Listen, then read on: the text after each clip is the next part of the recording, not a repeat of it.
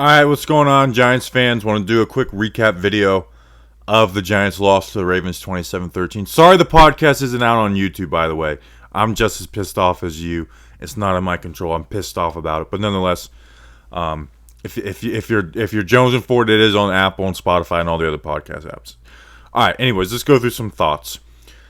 First, I mean, we'll talk about the offense because, you know, the offense only put up 13 points. And everyone knows that I'm pretty anti-Jason Garrett, and I've kind of led the movement on the anti-Jason Garrett. I was fine with the way Jason Garrett called this game. There's definitely some moments in there, like that first down screen pass in the red zone, like that. That's dumb, and that's a play that can swing a game, But I like the way he called this game, and I put the drives together, and like what happened. The first drive, they had two false starts on third down, put them in 3rd and 17. Not to say they would have got the 3rd and 7, but 3rd and 17 is damn near impossible. The second drive, an Austin Mack drop on third down. An Austin Mack drop. The third drive, they scored a field goal. They were right down there to, had the ability to score a touchdown. They called a good play. Nobody could get open. They're playing man covers. They ran man beater routes. Nobody could get open. Kick a field goal. And that's halftime. And that at that point you're at halftime with the score being like 20-3 at the time, like 20-3 at the time, and those are your first three drives. And then after halftime, the fourth drive, you have a sack on the first play, then you get a 15-yard pass, and then on third and like 4 or 5, you have the Ingram deep on the side where he couldn't get open. Like I can't be mad at Jason Garrett for that. The fifth drive, 13 plays, 66 yards, kicked a field goal. That was the one with the screenplay. That's a drive where I will say, like, damn, Jason, like, if you don't call that screenplay, maybe we're scoring 7 instead of 3 there. And then the drive after they scored a touchdown. And then the last 2 drives of the game where the game was basically over. So like I said, I like what he did, and what it was is, and it's kind of similar to what he did against Tampa. The issue against Tampa is that Daniel Jones played bad. In this game where it's Daniel Jones, I thought played well, is the wide receivers who kind of played bad, and I can't put any blame on Jason Garrett for that. But the Ravens blitzed like crazy, and we were aggressive. We attacked them downfield, and we're like, hey, we're not going to do these quick concepts. They're going to be jumping these routes and stuff, and it worked. And you even look at it, like, and I have the stats here, on throws of 20-plus yards, they were 0 for 5. They were 0 for 5, which 5 is a good amount of attempts. But what they did, instead of like, and most weeks with Jason Garrett, has been very quick. All right, now let's take a deep shot. Where this game, they had the deep concepts working, they were covering it well, and it left stuff underneath. Like I said, he was 0 for 5 on the 20-plus yard throws, Daniel Jones. And let's go through them too. It wasn't like they were just thrown in the double coverage. He had 2 to Slayton. 1 was in his hands, and the defensive back makes a great play on it. All right, the other one, Slayton drops it over his shoulder. That one's on Slayton. One is where Shepard curls, and he was supposed to go deep, so the ball that just was thrown to nobody. The Ingram one we talked about before, and then I believe the fifth one was the 4th and 19 at the end of the game, where they threw the Ingram. So basically an impossible situation. And then on throws of 10 to 20 yards, Daniel Jones was 7 for 10, 92 yards, 9.2 yards per attempt, and those were there.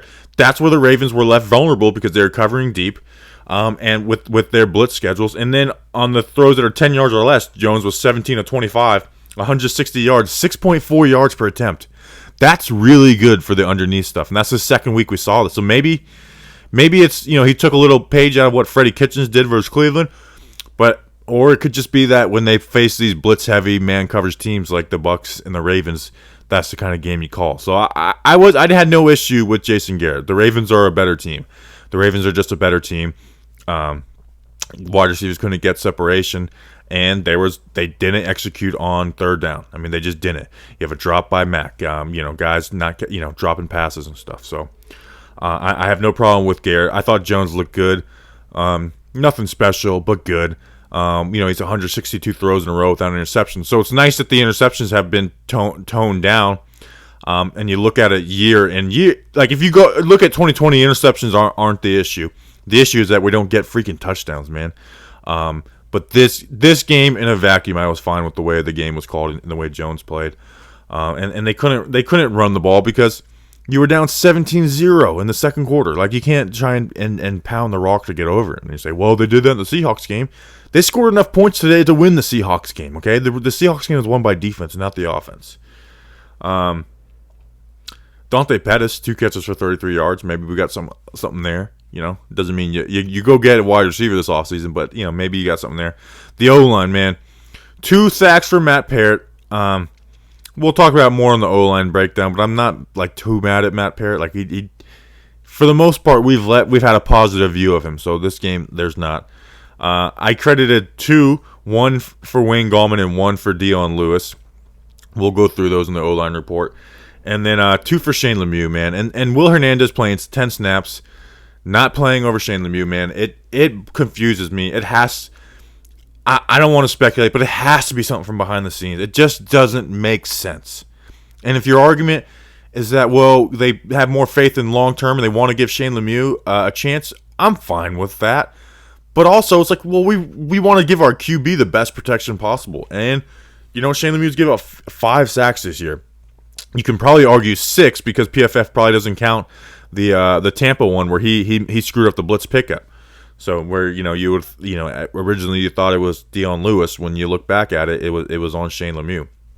So I just don't get it. On the defensive side, man, they got gashed. Ravens had 40 carries for 264 yards, over 6 yards per carry, or 249 yards, sorry, over 6 yards per carry.